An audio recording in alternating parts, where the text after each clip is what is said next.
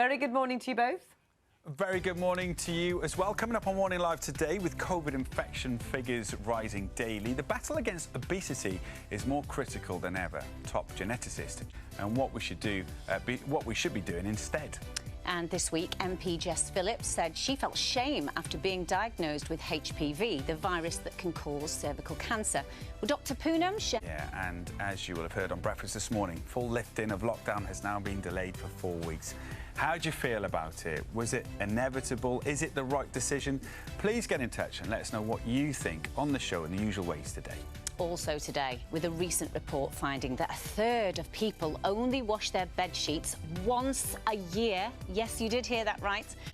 Because the wrong one can actually make your sheets dirtier. I'm glad Matt got the call for that film. Too. Yeah.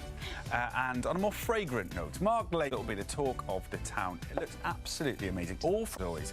And he'll reveal how bleach can be the answer to longer-lasting blooms. Plus, he made a dramatic entrance to the Queen Vic last month. Today, Today's Strictly Fitness, Janette Manrara has a lower body workout. There's a lot of surprises coming up on the show at 9:15 this morning. You had a very loud what from Louise halfway through that about the bed sheets, didn't you? I know. Did you say once a year? Once a year. How disgusting is that? Well, Kym, I'm with you on this.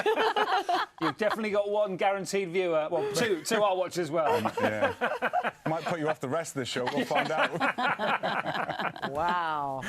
Thank you, Lou and Dan. Coming up on Morning Live today, with over a third of us now overweight, we meet the top doctor who explains why counting calories is not the answer to a healthy diet. Plus, with a recent report finding a third of us only wash our bed sheets once a year. And Albert Square's new resident, actor Brian, set to get hearts racing in the East End.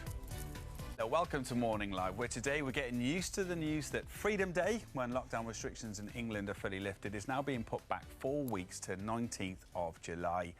I just felt like it... Really disappointing, but... Oh, yeah, in a little bit. I don't think it was much of a surprise. Just feeling... Married. Yes. Yeah, he goes. Anyway, we're going to get your reaction to the new date. Yeah. How will it affect you? With the infection rates rising, are you pleased to see a delay? We'd love to hear from you on this or anything else we're talking about today, so please do get in touch. Yes, you can still get married. Still waiting for that invitation, Kym. Also coming up, if she was a flower, she'd be a sunflower. Jeanette Manrara for me, as I did low body yesterday. Today, aren't you? I'm going to be very sore. Nice. Did you? And Nancy's workout. You can have That's great. But first, we're checking in with Dr. Poonam this morning. Lovely to see. And, of course, opening up for people who have jobs, the industry. I hope so. We'll move away from COVID now. This week is an Awareness Week. I mean, but let's talk about, who should be getting screened, first of all, and how will they know, 25 and over. But what if you're under 25? Because it's not unheard of, it's rare, but you can still get sick. Most of us will never... Talking about as well, and definitely people should get this news. Now, many of us are still taking in last night's announcement that the full easing of lockdown in England is going to be put back 4 weeks. This means there will still be limits on what we can do and how we live. But how do you feel about the decision?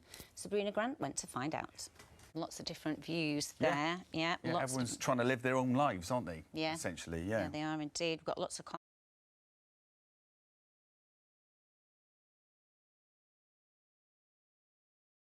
about this, Becky says, I'm not surprised. It's better to be safe and wait a few weeks than undo all the hard work and progress we've made so far. Amanda said, Sarah, yeah, it's about right.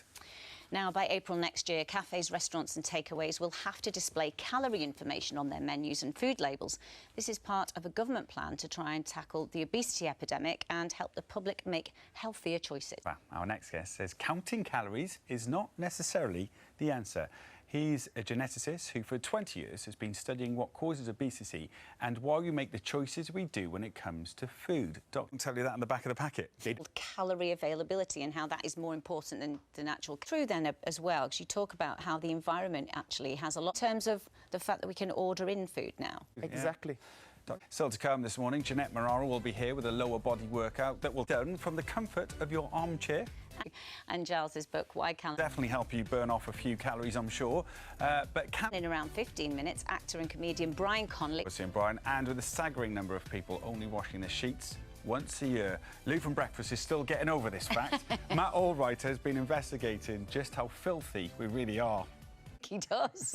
Now, 90% of flowers sold in supermarkets and florists in the UK are actually imported from abroad. But this week, we're all being encouraged to create floral displays in our windows using only British flowers. Mark, it smells in your window, then take a photograph, put it on. Thank you for... We got the lovely pink range, as you can see. So on Kym's lovely pink penstemon, which is really, really gorgeous. The gloves are ruining this, Kym. I know, look at that. Clashing, clashing. You'll then we've know got why two shortly. different coloured irises, a lovely sort of ambery brown and then a lovely purple. We've got different roses here. We've got little alliums and we've got some lovely sort of... What? So that'd be cheating. Bottles, you could put them in tiny and then have the tall allium above it. So think about that sort of ratio, but in the centre of a table piece. But a lovely way also is to... Or window boxes. Or window purpose compost. Make sure you've got petunia. I've got a whole array of lovely purple. She's got petunias, nemesia, which smells of bubble gum.